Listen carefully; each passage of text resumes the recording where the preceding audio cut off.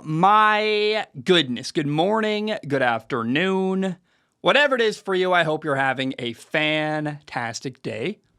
My name is Zach Schomler. This is Strong Opinion Sports, episode 562. Welcome in. Today we're going to talk all about the preseason, particularly about quarterbacks in the preseason. This is not going to be a recap of week one. I don't really care who won or lost. I don't really care. There's a lot of things that the preseason gives to us that I think aren't necessarily valuable or interesting. But I want to share what stood out to me. I love the preseason for one thing.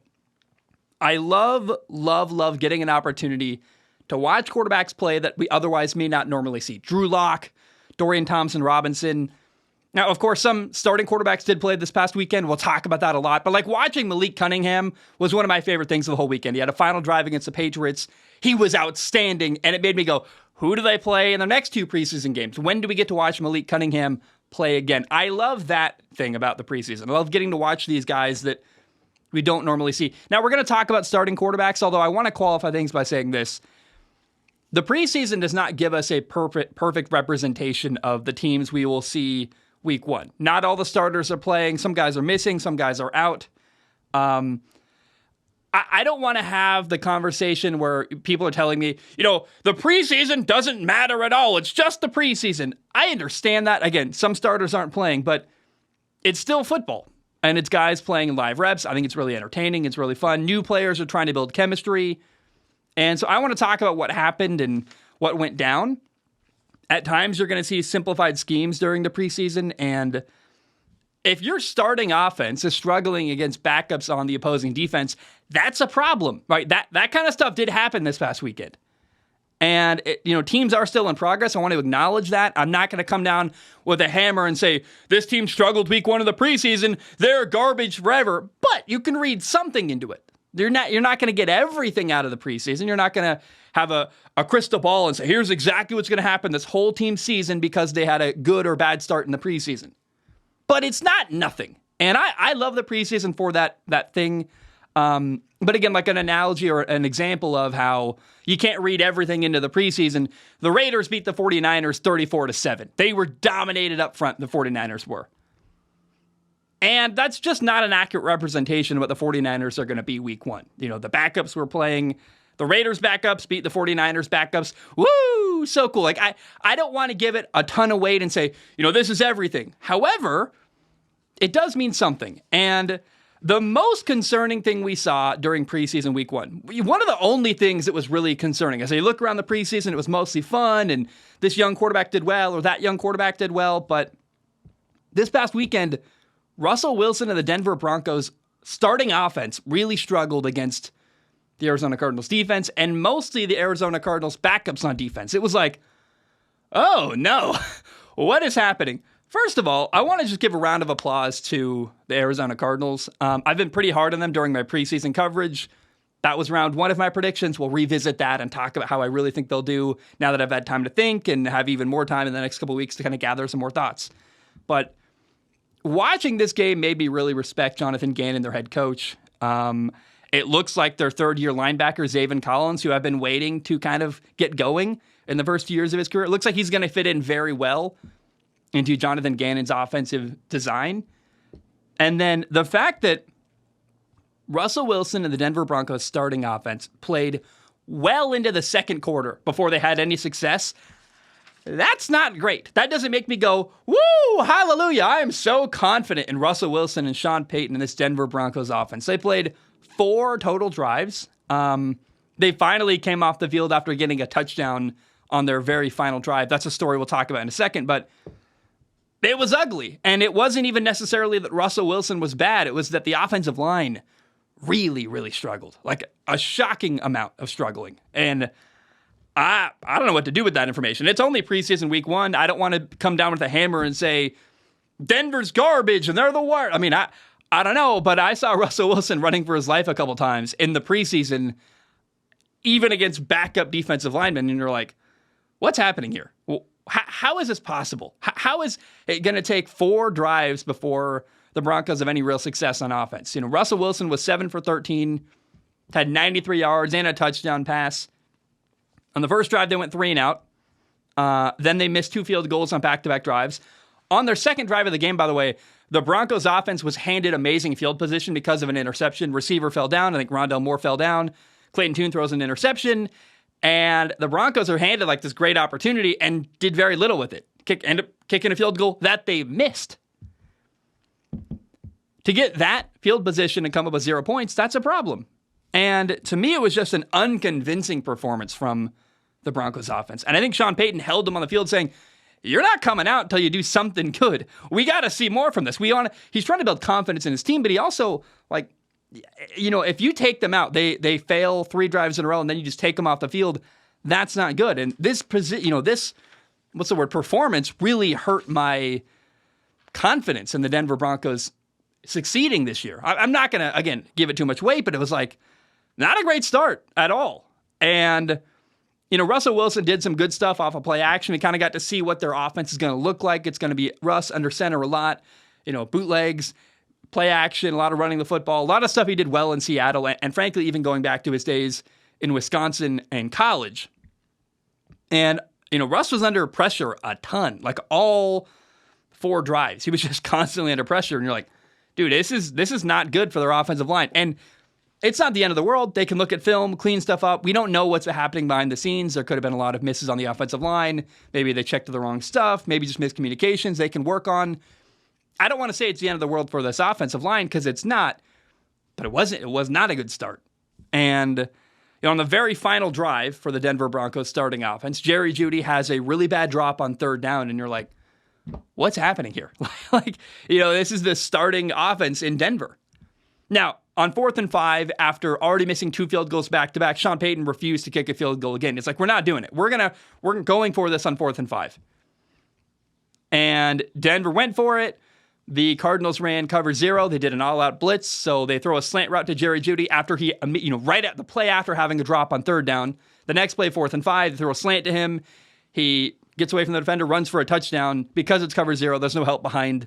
There's no safety help. I mean, it's a good ending. It's like, how good? We can get off the field and everything. We can walk away not feeling horrible about ourselves. But my goodness, it was an ugly game for the Broncos' first-team offense. I don't know what to make of it exactly. I think there's a lot of stuff they can clean up on film, but certainly not the best start ever for the Broncos offense. And again, I want to repeat this. I don't think it was really Russell Wilson's fault. He was under pressure all day. And then to have Jerry Jeudy drop a wide open pass on 3rd and 5 where he kind of looks early to see if he's going to get hit, drops the ball. You're like, this is just not good. And I give props to Sean Payton for keeping the offense on the field. 3rd and 5, they don't get it. You've had 2 failed drives in a row, missing field goals. You had a punt where they went 3 and out in the first drive. It's like, we're going for it on 4th and 5. Kind of risky, because if you go for it on 4th and 5 and you don't get it, then, is that the end of the day for Russ, where he just had 4 bad drives in a row? Thankfully, it worked. They had a slant. They got a touchdown. Jerry Jeudy catches it, runs for a touchdown after the catch. It couldn't have worked out better, because then you can walk away with some confidence, feeling like you did something good. But thank goodness for Denver's sake, they didn't, have a failure on that 4th and 5. Because then you walk off the field if you're Denver's offense going like, dude, we just got embarrassed by a really bad not a bad Cardinals defense. That's not what I mean, but backups, guys that are not going to start week 1, and you're like, oh my, this is it's just not confidence inducing if you are a person watching the Broncos offense. By the way, before we move off of this game, Zaven Collins was a highlight, and then I love the Arizona Cardinals all red uniforms, all red, white numbers, a little bit of gray trim around the outside of the numbers. It looks so good. It's clean. It's simple. I love simplistic jersey styles. I think people often over-design uniforms, and the Cardinals, the all red, white, a little bit of gray, perfect. You don't need anything else. I really, really like that design, and I thought it was kind of classy and clean. I really, really like that look. Now, Russ had a rough start. I don't know if it was Russ as much as the Broncos offensive line, but 2 quarterbacks were nearly perfect this past weekend.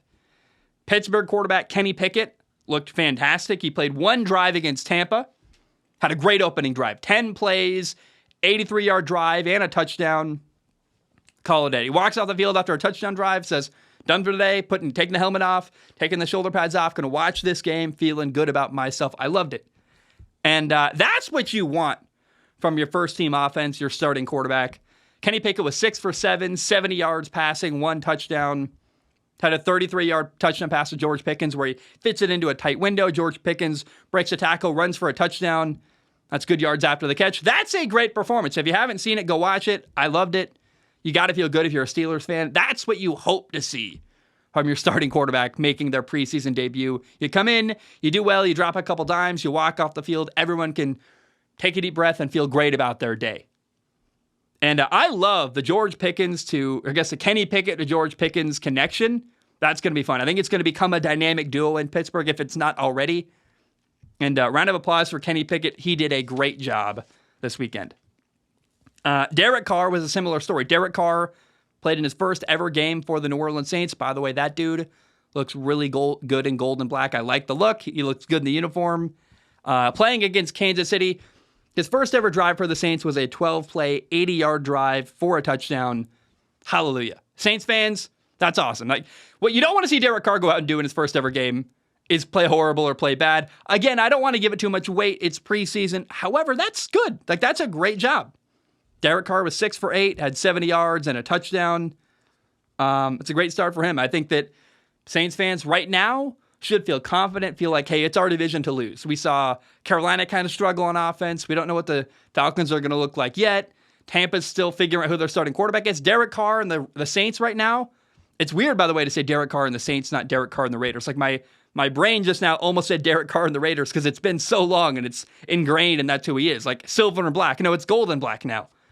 More like black and gold. But either way, Saints fans, it's your division to lose. If I'm a Saints fan right now, I would feel really good, really confident, and hopeful. And if they don't win their division in New Orleans, something went wrong, in my opinion, because the potential's there. The offense looks good. Derek Carr looks comfortable. And gosh, I'm so excited to see what happens in the NFC South. I don't know. I am worried a little bit that I might have been overconfident in Carolina. Maybe I undervalued Atlanta. Baker and Tampa is just this wild card that, anything could happen. They could be 2-15. They could be 11-6. Like, you have no idea what's going to happen in Tampa. You don't. I don't know what to make of it. But the Saints right now, they're the team to beat in the NFC South, and Derek Carr had a really good start to his career as the Saints quarterback. By the way, shout out to Kansas City backup quarterback Shane Buechele, guy who moved around a little bit in college, found a home in SMU. He had 2 touchdowns on the day. And one of his touchdown passes was sweet, man. He made a defender miss in the backfield, kind of extends the play, makes a move, throws a touchdown. You're like, man, that's awesome. And Patrick Mahomes' reaction after that touchdown was like, yeah, he's going crazy. He's all excited for Shane Buechele. You love seeing that. And I love watching these young guys do well, these backup quarterbacks is Shane Buechele, I know they got Blaine Gabbert in Kansas City. Could Shane Buechele become the backup quarterback long-term in Kansas City? I mean, he's kind of found a home. They kept him there last year. Didn't do a lot last year. Now he's on the roster more in a more solidified position. And if Patrick Mahomes goes down, it's probably Blaine Gabbert right now. But in time, could it eventually be Shane Buechele? I like the kid, man. Plays well, does some good stuff. And I don't know. I'm rooting for Shane Buechele in Kansas City. Now, Houston Texans quarterback C.J. Stroud played in his first ever NFL game, and this guy was the number 2 overall pick earlier this year. There's high expectations and high hopes in Houston. And against the Patriots, he struggled. Wasn't all his fault. He was 2 for 4 passing, had 13 yards and an interception.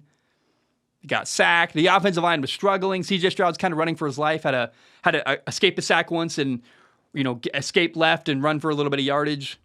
Threw a really bad interception. Pressures in his face.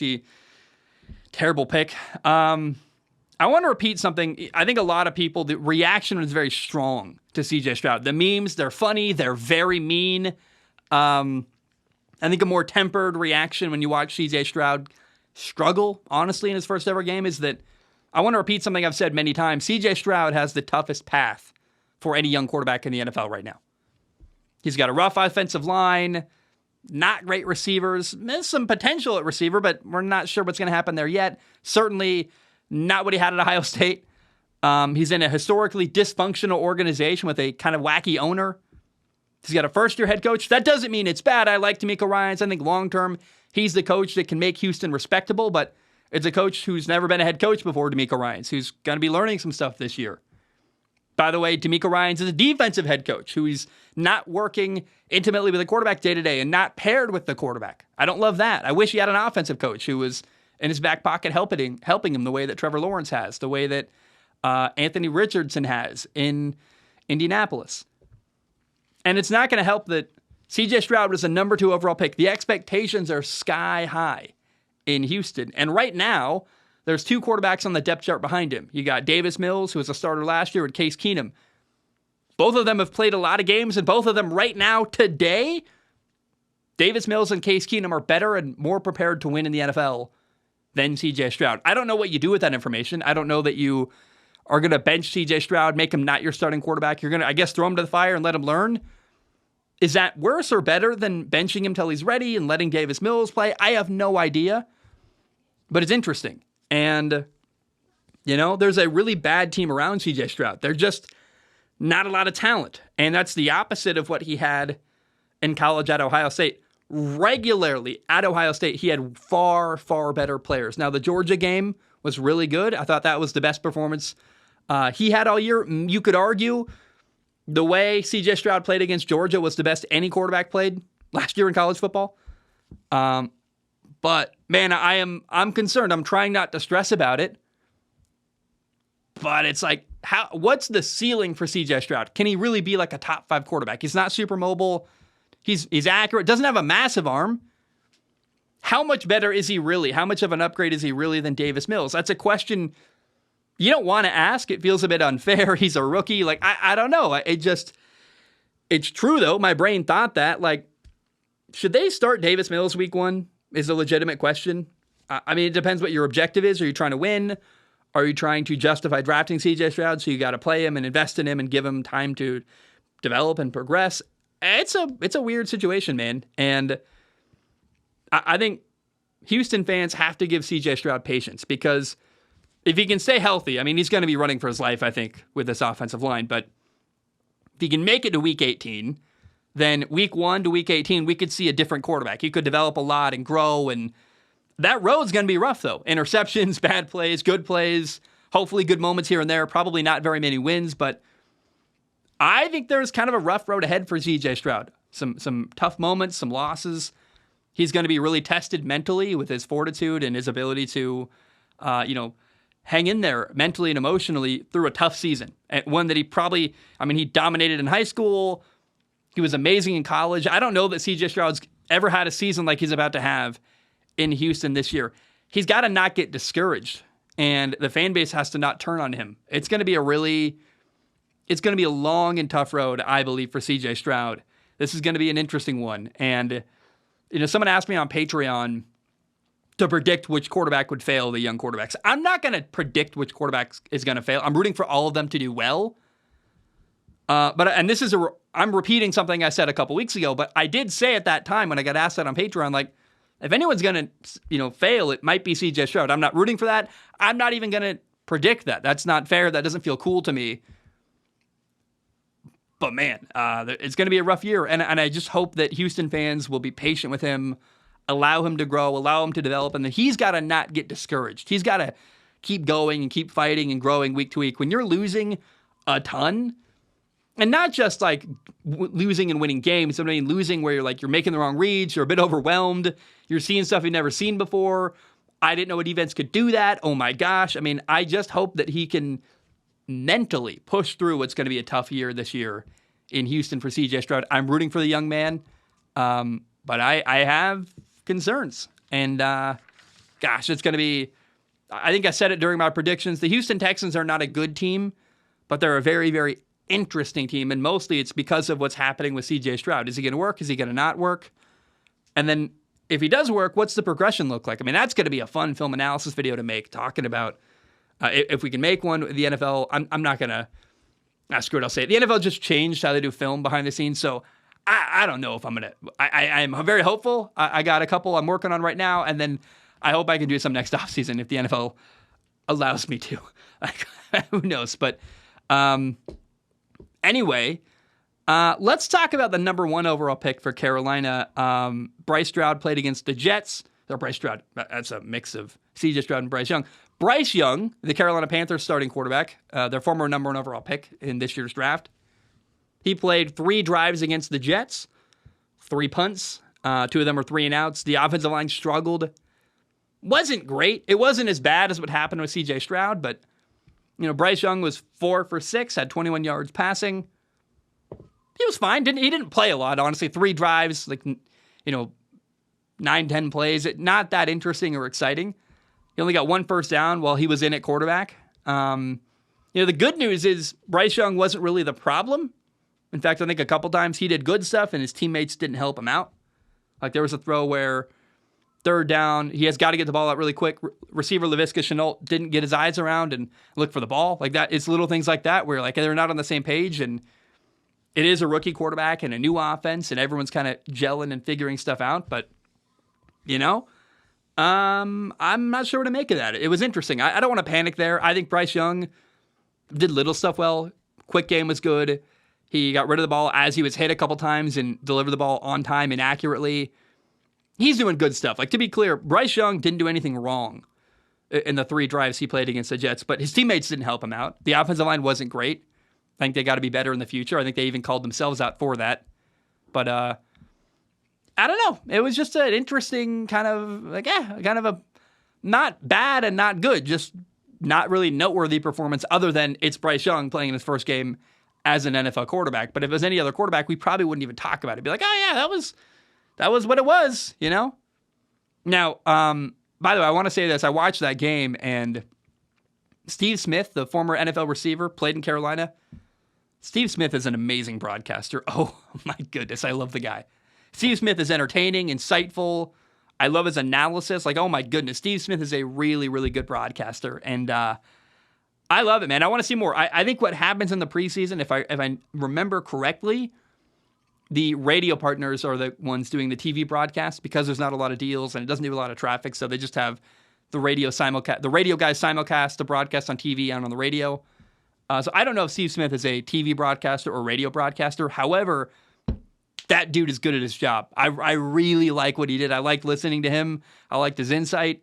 It reminded me of Aqib Talib a couple years ago when that one moment we got Aqib Talib to broadcast an NFL game and he didn't stick. I think that the suits that are boring and stuff, he didn't like Aqib Talib, but I loved it. I thought it was really interesting and exciting and energetic and really good analysis. And I don't know, man. I'd love to see more of Steve Smith. I really, really liked watching and listening to him during that game. The other rookie quarterback that played, a lot of rookie quarterbacks played, but the other top 5 pick that played that's really noteworthy is that Indy started Anthony Richardson, the number 4 overall pick at quarterback, and played against Buffalo. I got to say this, man. I really, really want to see Anthony Richardson be the day 1 starter in Indy. I'm a believer. I love the kid. I think he's going to give Indy their best chance to win games week to week. He's not quite ready. He's going to make mistakes. There's going to be ugly moments. He had an interception where he threw a ball high and late to the flat sideline area. It was just kind of out wide to the right. And I don't know where exactly you're throwing. It's high. You're off your back foot. Not a great decision. Not an accurate throw.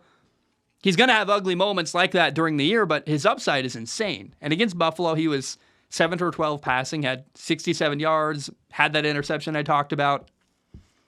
But, man, I think he's a perfect fit for Colts head coach Shane Steichen and what he wants to do on offense, running with the quarterback, running the football a lot. And Anthony Richardson is truly special running the football. It's like a joy to watch. And the guy is, God, he's so talented. Of all of the first-round quarterbacks that were drafted, he probably had the best day. He had a sweet throw to Alec Pierce that should have been a touchdown. Should have caught it. I don't know if it was a tough catch, but it was a beautiful throw. Dropped in the bucket. Alec Pierce couldn't hang on to it, but on a corner route down to the right side of the field, could have been a touchdown. It was a beautiful throw by Anthony Richardson that Alec Pierce couldn't hang on to. I think it's very, very likely, I said this at the time of the draft too, is that, or I think I said it last year, I think Anthony Richardson could become the best quarterback in the draft. I really, really believe in this guy. I think Bryce Young's going to do well in Carolina. But, man, Anthony Richardson has the most talent of any quarterback in this draft class. Talented enough to become a top 5 pick. To do what Josh Allen does in Buffalo, to do what Justin Herbert's become. He is that physically gifted. And if he can figure it out on the field, which I think he can, I mean, he made some good throws against Buffalo in week 1 of the preseason. I was like, wow, I didn't even know he was that developed. I watched him in college. He made a lot of boneheaded mistakes. I think he's already been learning and working on his game. And, I mean, that's obvious, but he looks better. And, again, there's going to be those ugly moments where he's young. They call it, he's rarely raw. He's just not quite a refined passer. But, I mean, neither was Josh Allen in year 1 in Buffalo. Josh Allen had a lot of ups and downs and wasn't great immediately in Buffalo, but you gave him time to develop and grow. He became a fantastic, incredible quarterback. And I think we could see a similar thing with Anthony Richardson. Start the guy. Make him the starting quarterback in Indy. I'd love to see that. I know he's getting the first team reps. I know he started the game. Looks like he's ahead of Minshew. But the dude has so much potential. And it makes me feel really bad for C.J. Stroud. C.J. Stroud plays for Houston. Richardson plays for Indy. They're in the same division. They're both top 5 picks at quarterback. They're going to be compared to each other a lot. And look, C.J. Stroud is nowhere near as talented as Anthony Richardson. He's not capable of some of the plays that AR can make. I'm going to call him AR, Anthony Richardson, AR. AR can do stuff running and throwing the football that you're like, wow, Jared Goff, Kirk Cousins, Ryan Tannehill, CJ Stroud, like a lot of quarterbacks in the NFL physically aren't even capable of that play. Like massive throws, huge runs. Mac Jones physically can't do a lot of that stuff. And CJ Stroud is going to fail in the comparison to AR. I mean, Anthony Richardson is dominant, and he's going to be viewed, I think, similar to Miami, where, remember when Miami drafted Tua over Justin Herbert? And at the time, we're like, yeah, great pick, Herbert's not quite ready. Tua's NFL ready. Well, years later, man, I was wrong about that one. And if we could go back in time, I think Miami would absolutely take Justin Herbert over Tua. Can you imagine if Justin Herbert was a quarterback in Miami right now, throwing to Tyreek Hill, Jalen Waddle, playing for Mike McDaniel? It was a home run. He's amazing. I think we're going to see a similar comparison with C.J. Stroud and Anthony Richardson, where people are going to go, maybe they won't know the context, maybe they won't realize how, Anthony Richardson started like 13 games in college, wasn't really appeared to be ready, but had this upside that was amazing. He was viewed as a more risky pick for a team in Houston that I think didn't want a risky pick. They wanted a stable player, but man, that's always going to be viewed as just maybe the wrong move, I think. And even if CJ Stroud does well, Richardson's probably going to be way better. And there's a reality where if you could go back in time, maybe you draft Anthony Richardson, number 2 overall, and you start Davis Mills week 1 until Richardson is ready. But Richardson already looks better than Gardner Minshew. And not that Gardner's bad. He went 6 for 6 this weekend against Buffalo. He did what he could. He controlled what he could, but I mean, the offense just is going to be more productive with Anthony Richardson at quarterback. I mean, Anthony Richardson should be the starter.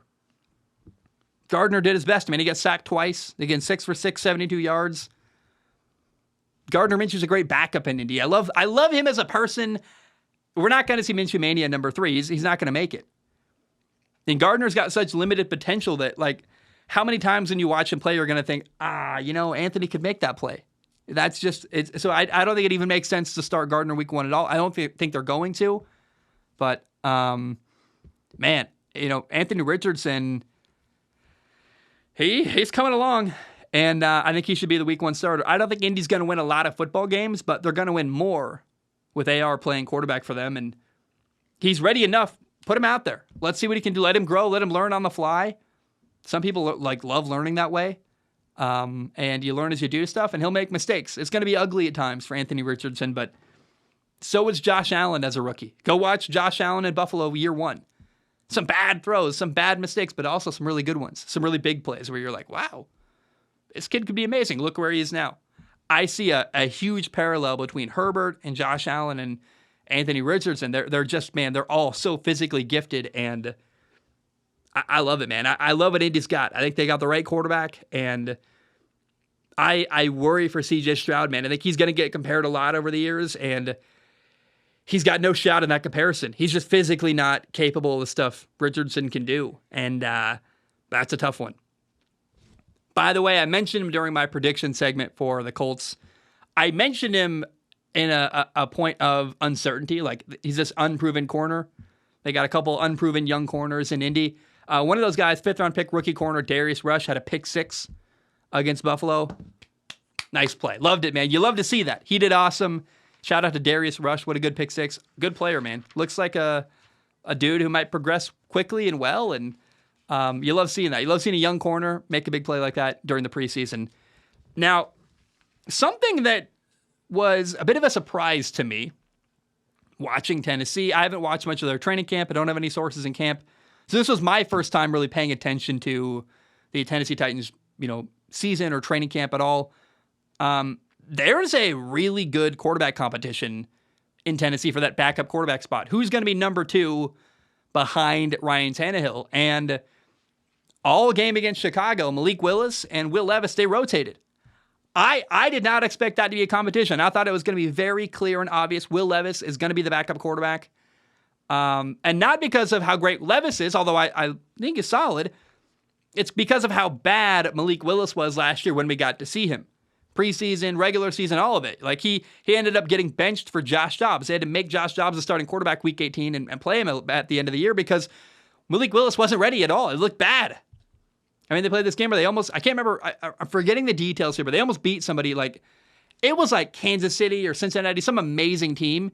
They almost beat with Malik Willis throwing like 5 passes and doing horrible. I can't remember the game exactly. I'm blanking on the details, but I remember Tennessee almost had a huge win last year against some team with like literally nothing at quarterback from Malik Willis. And anyway, the rookie 2nd-round pick, Will Levis, in the preseason this last weekend, did okay. He was 9 for 14, 85 yards, had a really bad interception late in the game, had another play earlier that should have been an interception. So Will Levis should have had 2 picks on the day.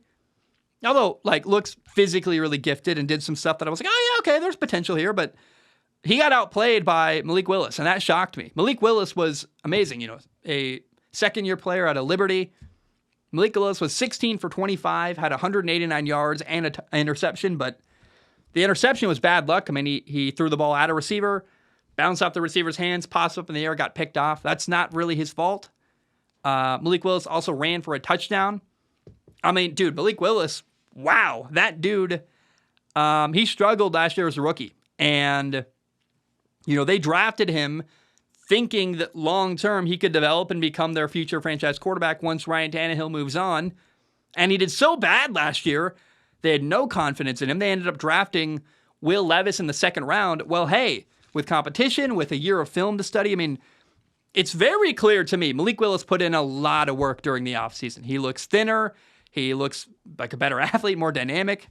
And the dude looks better throwing the football. I don't know what he did this offseason, but he studied, he worked hard. I really respect that. Good for him. And Malik Willis looked way better, more accurate, more comfortable in the offense. He's moving all over the field, making really good throws. Malik Willis looked like what I thought he could become. In college at Liberty, he had so much potential where you're like, this guy's a great athlete with a huge arm. He's not ready, but in time he could develop. And I remember last year giving up on the kid, thinking it's not going to work. I saw potential on film in college, but it's not going to turn into anything. He's just not coming along quickly enough. And no. In year 2, he went back to the drawing board and, messed with his throwing motion and did a lot of stuff. I was like, wow, I can't believe what we saw from Malik Willis. And, it's very possible that he might be QB number 2 behind Ryan Tannehill, which I gave up on that hope of ever happening. I was literally curious if they were going to keep him on the roster. That's how bad he was last year. And no, the dude has come along. And Malik Willis, wow, what a great day he had. And I want to see the rest of preseason what they do. But, that's what it's all about, right? Getting to watch guys like Malik Willis. That's why the preseason is fun. When you get to see these quarterbacks who they're growing, they're developing, they're learning, they're making big plays. Like, these young guys are awesome. And, gosh, I loved it, man. Now, most of what I have to say today is positive and exciting. We talked about the Broncos offensive line, how they weren't great, and that was discouraging and interesting. There was another quarterback. Most of what I have to say today is positive. A guy's doing really well. One guy didn't have a good day at all. 49ers quarterback Trey Lance had a really, really bad day against the Raiders. Now, I want to qualify it by saying it's not entirely his fault. The offensive line had a bad day too. He was running for his life at times, although some of that's his fault. We'll talk about it. Trey Lance had a day throwing. Here are his stats. He was 10 for 15 passing, had 112 yards, had a touchdown pass, although that touchdown pass is very misleading.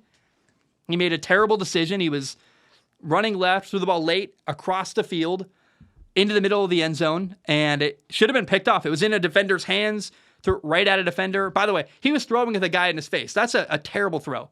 You're running left, getting hit as you throw the ball out of bounds, throw it away, live to see another down. But, he tries to throw the ball back into the end zone, into coverage, gets picked off, I thought. But somehow, the defender doesn't hold on to the ball. Ball ricochets up in the air, right into Ross Dwelly's hands for a touchdown. So the stat line, you look, 10 for 15, 112 yards and a touchdown pass. Not bad. Okay, hell yeah. But the reality is it was way worse than that. He got sacked 4 times.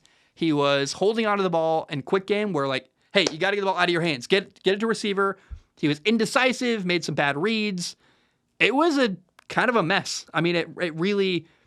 The stats and then what we saw on film do not line up at all. It's really, really messy. And, he should have had 2 interceptions. He had that interception that should have been an interception in the end zone. Got dropped. Then he had another one later. So the Raiders dropped 2 on the day. The stat line for Trey Lance should be, 10 for 15, 112 yards, 2 interceptions. That's really what we saw on film. And I don't know, man. He was holding onto the ball too long. Again, sacked 4 times. It's not good. And you can argue the offensive line wasn't great. I even said it at the top. He had the offensive line in front of him didn't do the best job ever. And that's kind of an exaggeration. They were not good. But Trey Lance has to get rid of the football. And in quick game, you got to be decisive. You got to make good pre-snap reads. You got to have a plan with the football. And a couple times he went back to throw, didn't pull the trigger, gets sacked, is running around. It was ugly. And a couple times he had guys open and was inaccurate on throws. And it's just, I don't feel good, man. The 49ers offense had 1 yard in the first quarter with Trey Lance. Now, Sam Darnold came in and moved the ball way better than Trey Lance. He was 5 for 8 passing at 84 yards. Still had, a rough offensive line in front of him, but he had a nice 3rd and 8 conversion, hit an out route. He had a great throw on 2nd and 14 down the right sideline. Beautiful throw. Perfect. And I know it's hard to judge because the Raiders' defensive line dominated up front, but it was not a good performance for Trey Lance. Sam Darnold looked better. Trey Lance looked rough and was running around, and I'm like, are you really in your 2nd year of this offense? How is that possible? I have significant questions of him in that system, and what I want to see from Trey Lance at this point, I think he's the 3rd best quarterback in that quarterback room. I don't think it's going to work. I just have my doubts, man. And I'd like to see Trey Lance traded to a different system. I think Minnesota's a great option. He's from Minnesota. They run an offense that's a little more similar to what he did in college, where heavy play action, a lot of handoffs, a lot of stuff under center. We don't know if Kirk Cousins is still going to be in Minnesota next year. His contract is up. There's a lot of talk that he actually could end up in San Francisco. If you're the Minnesota Vikings, make an offer. Go trade for Trey Lance so you can have a year to evaluate him in practice and see what he can do. Is there any potential there? Because we're seeing Trey Lance just totally not work out in San Francisco. I think the price is a little too high. The 49ers don't want to get rid of him and give him up because they moved up in the draft. They drafted him 3rd overall. That's their guy. They spent a lot of money and a lot of, I guess the word is capital on, not exactly money, but draft picks to trade up and go get him. They're invested in him emotionally and don't want to give him up for a low price, but they're never getting the return on what they're never getting back what they gave up to go get him. And I don't know, man. You're not going to get a 2nd round pick for Trey Lance. It's just not going to happen. If I'm Minnesota, I give up a 4th round pick just so I can, see what he can do.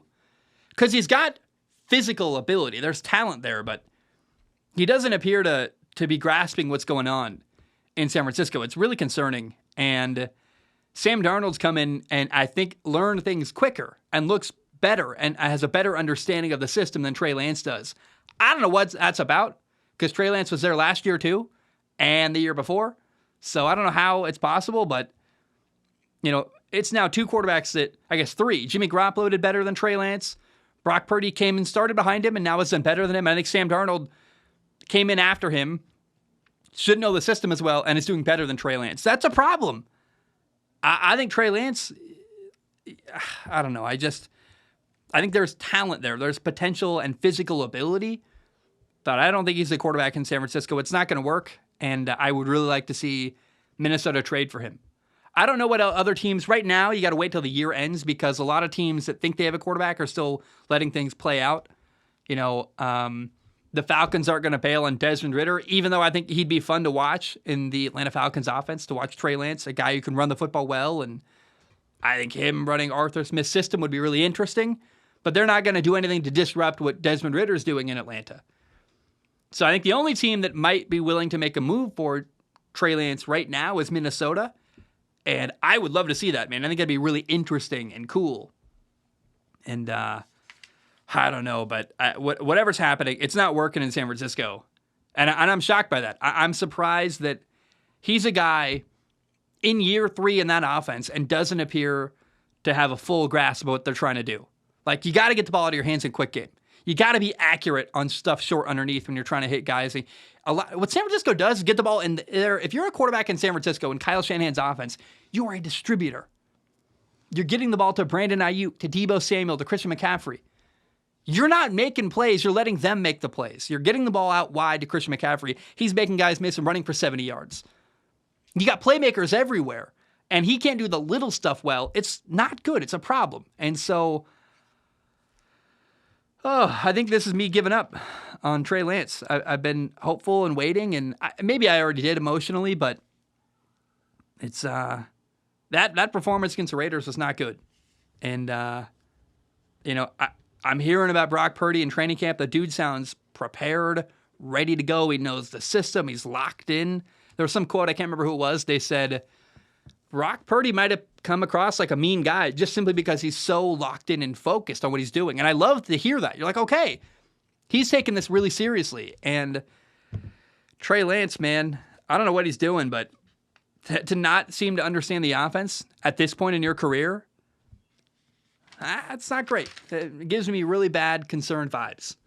By the way, Raiders quarterback Aidan O'Connell looked really, really well. He's a rookie out of Purdue, 4th-round pick. Aidan O'Connell is the name. The dude looked really good against the 49ers. I think there's something there. In the pocket, he looks like Tom Brady, which is not a shock. He's running the same system Brady did for a long time. But the movement, the footwork, I would imagine that all the teaching tape and learning the offense, because if a coach gives you a new offense to learn, you get a lot of clips of former quarterbacks running the same plays and doing a lot of the stuff they've done before. I would imagine Aidan O'Connell has been neck deep in just watching a ton of Tom Brady film every night after practice and all around, everything they're watching. Like, here's what we're installing today. Here's a clip of Tom Brady literally running it. Or even Jimmy Garoppolo from the Patriots, because it's Josh McDaniels in the Patriots system. And he looks like a guy who's been watching a lot of Tom Brady film. Like, the way he stands in the pocket, his body movement, he's stepping up in the pocket, his movement in the pocket, all of it, man. It's really cool to see. And in this game against the 49ers, Aidan O'Connell was 15 for 18. That's really good. Had 181 yards and a touchdown pass. He played 3 quarters of this football game, put up 24 points.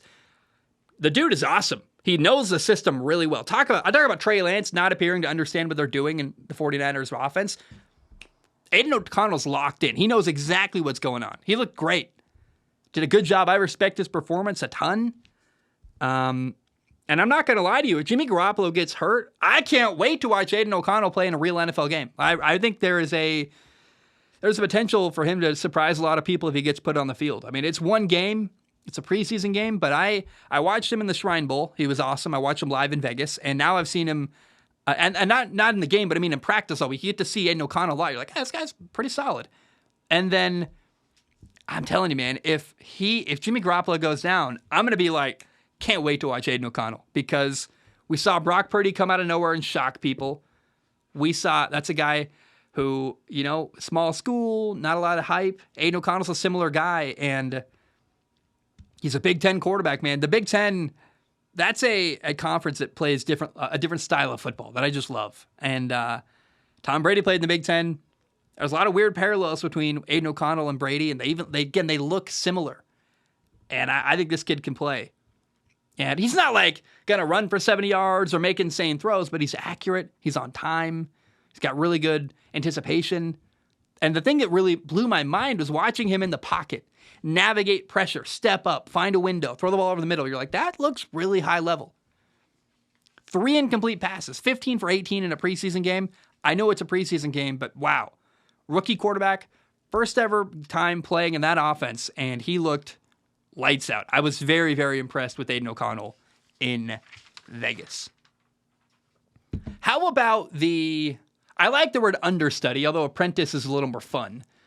How about the Aaron Rodgers apprentices? How did they do this past weekend? Because Zach Wilson, the Jets' backup quarterback, looked really good again.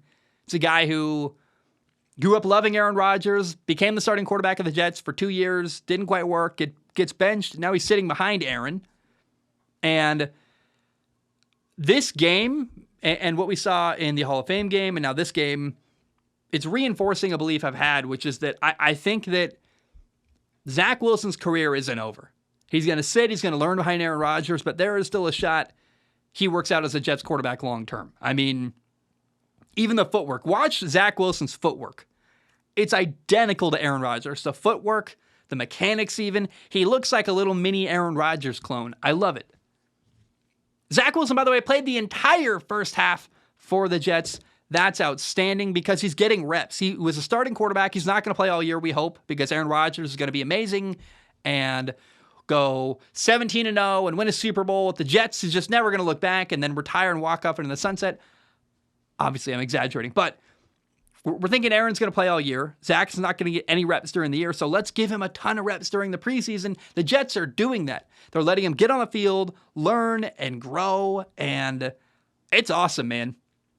Zach Wilson led 2 field goal drives, led a touchdown drive in a 2-minute drill before halftime, and the guy looks way better. He looks more confident in his system and his progressions. He's working through stuff really well, 1 to 2 to 3 to 4 to finding the check down, moving around well in the pocket. He looks confident in his ability like himself, so he's confident in the system. He's confident in his ability as a quarterback.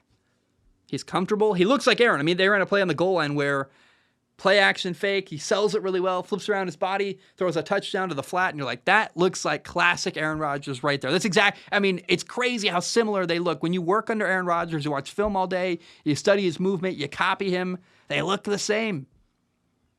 And Zach Wilson was 14 for 20, had 123 yards and a touchdown, 123 yards and a touchdown. And this is kind of a silly thing to do, but if you double it, here's what it would, what he was on pace for. If you double what he did in the first half and let it play out through an entire game, Zach Wilson would have been 28 for 40, 246 yards and 2 touchdowns. That's perfect. I love that. Efficient, good yardage, 2 touchdowns. I mean, that's kind of a silly thing to do because the first half's never going to perfectly mirror the second half. But what I'm saying is he was on pace to have a really good game if he played all game. And I think there's something here, man. It's the preseason. I understand that. But you don't want your quarterback to play bad in the preseason. He played great. That's exactly what you want to see from Zach Wilson. And I think he's taking strides and growing and getting better. And if Jordan Love looks really well this year in Green Bay, is going to even further reinforce my belief in Zach Wilson's future. I think Zach Wilson's got something there. He's going to learn from Aaron and grow. And if Jordan Love does well, it would be further evidence that, hey, guys who play under Aaron Rodgers learn from him, they grow, and they become starting quarterbacks. Zach Wilson could have a similar path. Let's talk about the other Aaron Rodgers understudy. Apprentice is another fun word there. Jordan Love looked good in the preseason week 1. He was 7 for 10, 4 to 6 yards, and a touchdown pass. Nothing crazy. Had 2 drives. The first drive, he had a miss on a 3rd down that probably would have been a huge conversion, and they would have kept the drive going. Missed a little high. But it was a physical inaccuracy. It wasn't a bad read or anything. It was a miss. Physical, bad throw. I feel good about Jordan Love, man. Similar to Zach Wilson, Jordan Love looks like Aaron. His footwork, his mechanics. Watch him in quick game. You're like, that looks like Aaron Rodgers with a different skin tone. It's amazing. It's really good. You're like, dude, that guy looks so good. I'm a big believer in Jordan Love. I was in college. He had amazing highlights, and I loved his film. He had a lot of mistakes, a lot of growing pains, but he's had a lot of time to sit, a lot of time to grow. I feel really good about Jordan Love. And And when I say highlights, I mean like the stuff he did, like the best of Jordan Love in college was like, that's an amazing throw. Rolling left, throwing back across the field into a tight window, and you're like, arm talent is there. Jordan Love has an incredibly massive arm. He can throw the football beautifully. And I have a kind of a strange and fun theory because obviously the Packers believe in Jordan Love, but I think there's a different energy this year. They really think he's going to do well. They think he's their starting quarterback long term. We hear the GM and the president talk about, well, we'll see around Thanksgiving how good he is. Halfway through the year, we'll know. But it's like, they know. Here's why I think the Packers believe in Jordan Love, other than what they've seen in practice during training camp. Going into the offseason, I guess the better way to put it is this, that here's a fun question. Why didn't Aaron Rodgers go to Denver last year? He loves Coach Nathaniel Hackett, his offensive coordinator in the Jets. He's talked about it a lot. I love Nathaniel Hackett. He's my guy. How come Aaron Rodgers then didn't demand a trade to Denver to go play for Coach Nathaniel Hackett? Hey, maybe it's because Nathaniel Hackett isn't a good head coach, which he clearly wasn't.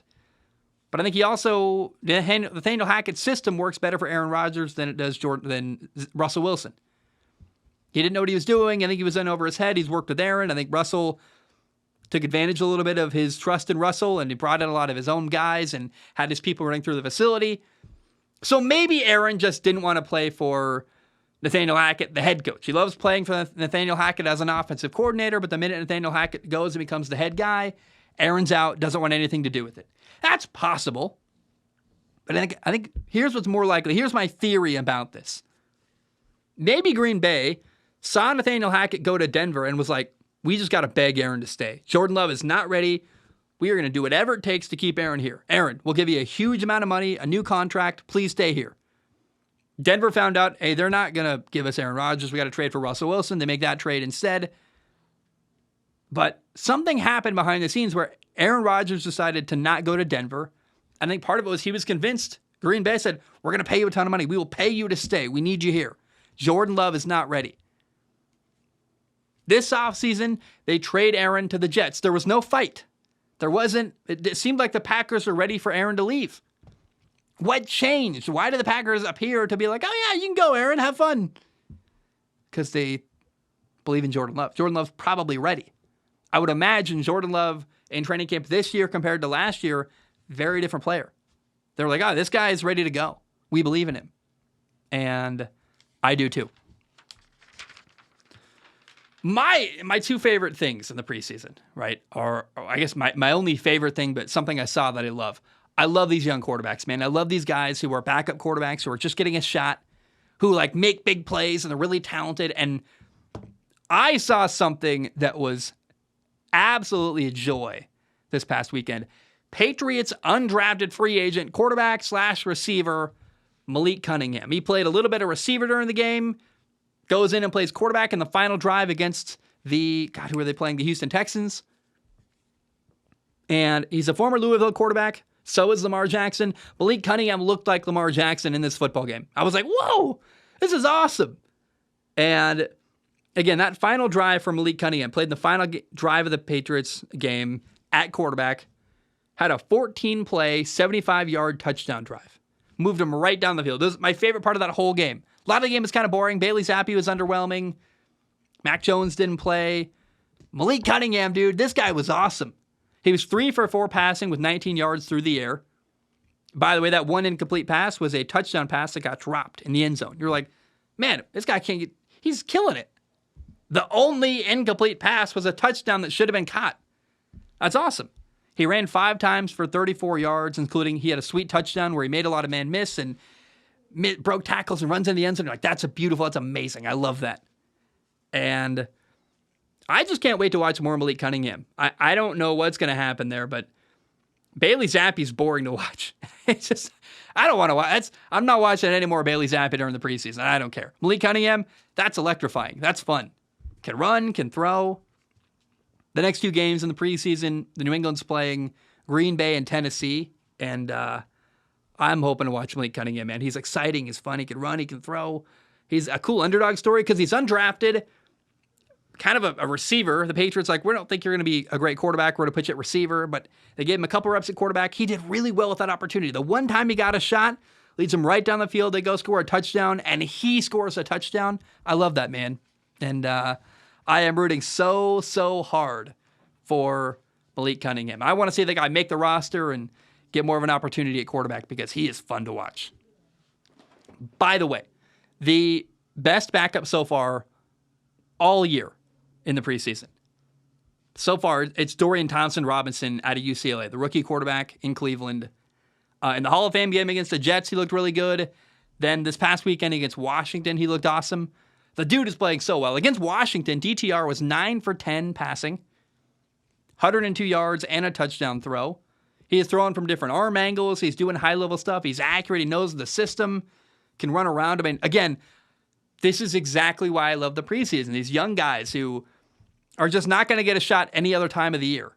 Watching them play and do well, it's so fun. It's a joy. And DTR, man, is right now stealing the show. Of all the backup quarterbacks, he's playing the best. And, gosh, it's awesome. By the way, in this game, Browns rookie safety Ronnie Hickman out of Ohio State, not 1, but 2 interceptions in this game. That's nice. Good for Ronnie Hickman. You'll love to see that.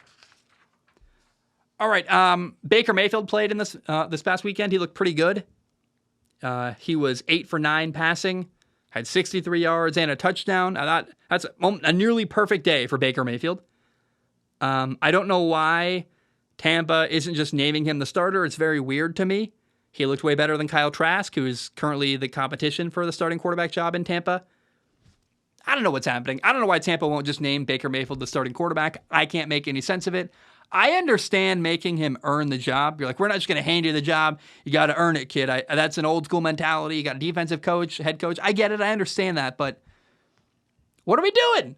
Why isn't Baker the guy? Well, what's the hesitation here? He looks outstanding. I just don't understand here. And I guess I asked the question, has Baker not earned it yet? Like, what are we doing? Kyle Trask? He's not your starting quarterback. Start Baker. Make him the guy. And I think Baker rewards you. When you believe in Baker Mayfield and you give him confidence and support, he rewards you. He plays better. He wants people to believe in him. He's got that underdog mentality, but not from a healthy place, from a place of being doubted. He doesn't need to be doubted by his own football team. I don't know why Tampa is so slow to naming him their starting quarterback, but Baker should be the guy in Tampa. He looks good. Had a great preseason game, and I don't understand the hesitation there. Sam Howell in Washington looked solid. 9 for 12. Sam Howell's the new starting quarterback there. Had 77 yards and a touchdown. Jahan Dotson helped him out a little bit, made a sweet play, got into the end zone, yards after the catch. What I saw from Sam Howell is a guy who has a big arm, who can run around. He ran for a first down on 3rd and 6, made a guy miss. Extended a play a couple times. There's a play on 4th and 3 where he extended it and kept the play live, throws for a first down. And I liked what I saw. I watched Sam Howell and went, this could work. Okay, there we go. We've heard a lot of weird stories about Eric Bieniemy. The guys don't like him, and I don't know what to make of that story. I think it's probably a big nothing burger.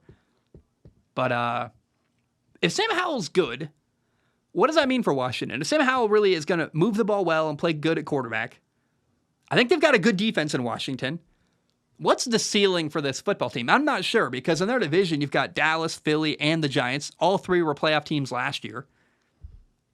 It's not the toughest division in football. I would argue the AFC North or the AFC East is more tough, better teams. But what's going to happen in Washington? If he's good, how good can Washington be? I don't know. But I saw a quarterback who looks ready and is going to play, I think, fairly well. Not amazing, not doing crazy stuff, but making good reads. He's accurate, got a good arm. Nothing wrong. He's not doing anything crazy bad, and that's encouraging to me. He's not going to lose you the game. So I don't know. I just asked that question. What's it mean for Washington if Sam Howell really is actually good? I mean, it's a wild division. That NFC East, if Washington can play and has a good quarterback who's going to keep him in games, I mean, man, what do you do? Like, what's going to happen there? Because it's 4 competitive football teams in the NFC East, and if Sam Howell plays that way all year during the regular season, that's a viable quarterback who's probably your starter for a while. And it's a small sample size, 9 for 12, not a lot of passes. But again, He ran that system well. And the key to me is there's no awful, ugly plays, no insanely bad mistakes. He executed, and play calling was good. He got 3 good receivers there, Curtis Samuel, Jahan Dotson, and Terry McLaurin. I see a lot of potential in Washington. A lot of stuff to think about there. Now, one guy who's kind of hard to judge is Bears quarterback Justin Fields. Hard to judge because against Tennessee, he had a crazy stat line. One of the most insane stat lines I've seen in a long time. And I want to be very clear. I am not criticizing Justin Fields. It's just hard to know what to do with this information. He was 3 for 3 passing at 129 yards and 2 touchdowns. Now, both touchdown passes came on a play where he threw a screen pass, one to Khalil Herbert, one to DJ Moore. They make a crazy play, run for a lot of yards and a touchdown, and you're like, wow, that's not a Justin Fields highlight necessarily. Like, that's a guy catching a pass and making crazy stuff happen, but it's also not a bad thing. I like seeing guys around Justin Fields making big plays. And it's finally not only Justin Fields doing all the heavy lifting. I don't know what to do with that information. It's like, wow, okay. But hey, the cast around Justin Fields is better than it's ever been during his NFL career. And hey, I like what they did. I'm not gonna. I don't know. It's just a really interesting game. Only a couple plays, 2 touchdowns, very little actual work done at quarterback. That's interesting to me. And it's not a stat line you can criticize at all, but it's definitely one you're like, well, he didn't do a lot. But it's kind of good he didn't have to because it shows they're finally supporting him. There's good players around him in Chicago. Now, only a couple left. Seahawks quarterback Drew Lock did really well against Minnesota. He was 17 for 24, 191 yards, 2 touchdown passes, 1 interception. It was an ugly interception. Didn't see a linebacker. It was not great. But he played 3 quarters, had a couple touchdown passes, did some really good stuff. And it's the first time I've ever watched Drew Lock and really felt like, maybe there's hope for him. This might work out. This is actually interesting. He's a former second-round pick in Denver, was traded to Seattle. They were kind of thinking, hey, we got a former really talented quarterback on the cheap. Maybe he'll become our starting quarterback. Then Geno Smith is the guy. Drew Lock's done nothing. He's 26 years old, but I don't know, man. Geno was a backup for a long time. Backup behind in Seattle behind Russell Wilson, backup behind other quarterbacks, and he took his time, he learned, he got ready, and came out of nowhere and was dominant last year. Geno's not going anywhere anytime soon, but Geno's also not a young man, and it's possible that maybe Drew just hangs around for a long time and has a similar path to Geno Smith, where eventually when Geno's ready to move on, Drew Lock gets a shot and does what Geno Smith did. That's a lot of things that have to go right for that to happen. But crazier things have happened before. And they're certainly teaching Drew Lock a lot because he looks better than he has probably ever in his NFL career. I like seeing that, man. And I don't know. It's just interesting. Drew Lock's another quarterback. Can't wait to watch him during the rest of the preseason. He did a great job this past weekend. Now, I got to say one other thing about Seattle. Their young guys look really good. I want to do a topic about the draft picks they've made. Not just this draft, but in recent years and how high their success rate is. They're getting great players in the draft after a couple of years. And the good drafting in Seattle, it's hard not to believe that's going to lead to a Super Bowl eventually. I mean, they're just doing such a good job with their young guys, developing them, teaching them. They're all working out.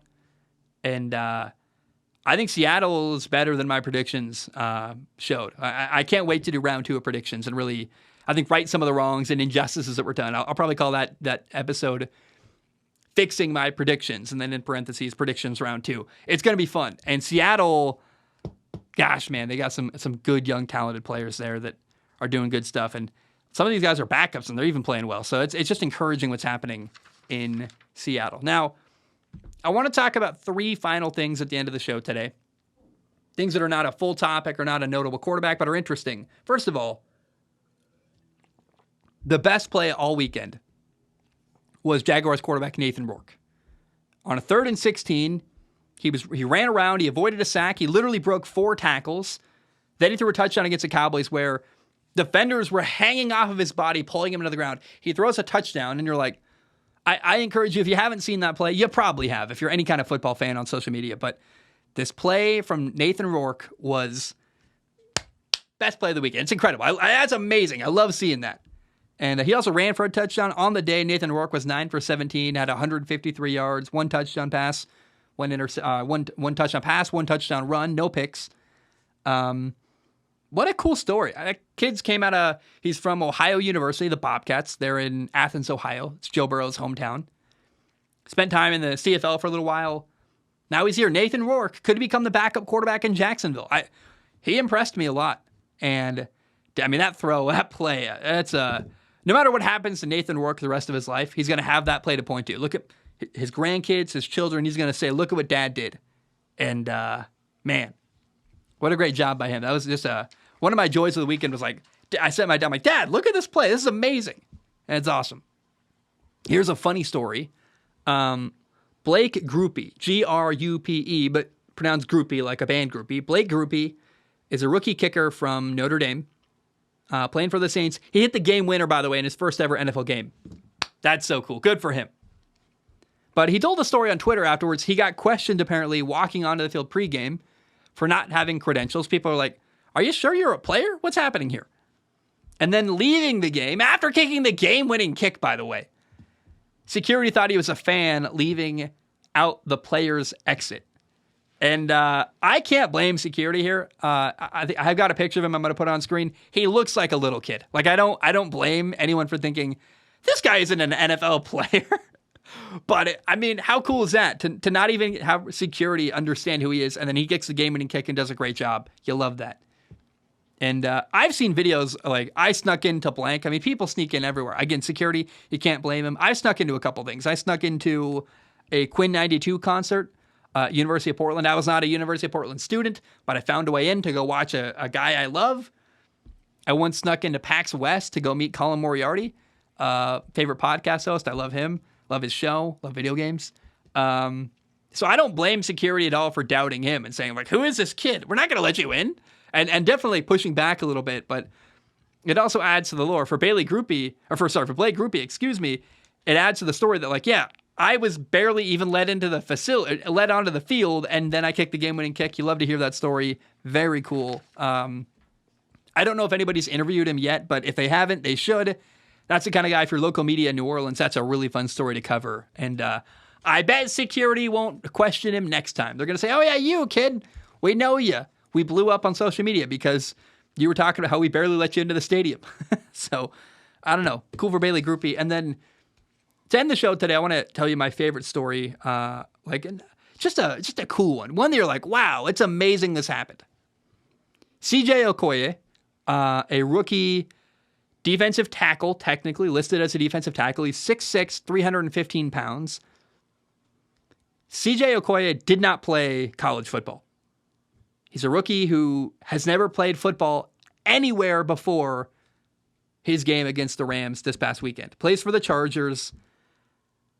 I think this is so crazy. He had an NFL sack, and this sack came in his first ever football game at any level. How insane is it even that his first football game at any level is an NFL game? That's what happens when you're a player who's 6'6", 315 pounds. But he worked his way up. He's part of the International Player Pathway Program. He went to the Combine in London. Kid from Nigeria, a town who I probably can't even pronounce the name of his hometown.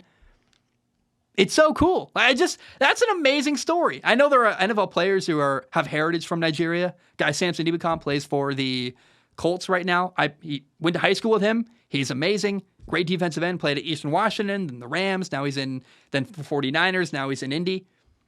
And this guy, CJ Okoye, just such a talented guy. And for him to have never played football before, then in his first ever game, not only it's crazy that like his first ever football game wasn't a high school game or a college game, first time ever playing an organized football game, it's in the NFL. That's already an amazing story. That's enough said. But then he has a sack. I love that. That's so cool. And good for him. I don't know if he's going to make the roster or not.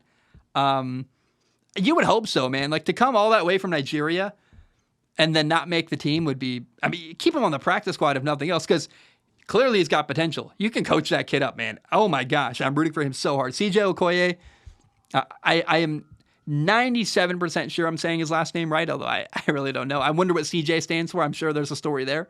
But I love this kid, man. That's awesome for him.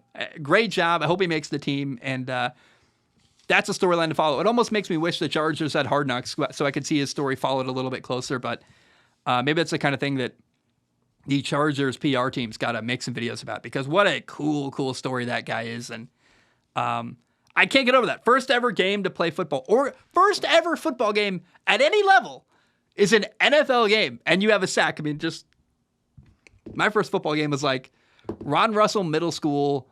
I was a tight end in 7th grade, right? Like, I don't know. It's just awesome for him. I love that. Good for him. What a cool story. And that's the show today. Guys, I love you. I appreciate you. How long have we been going for?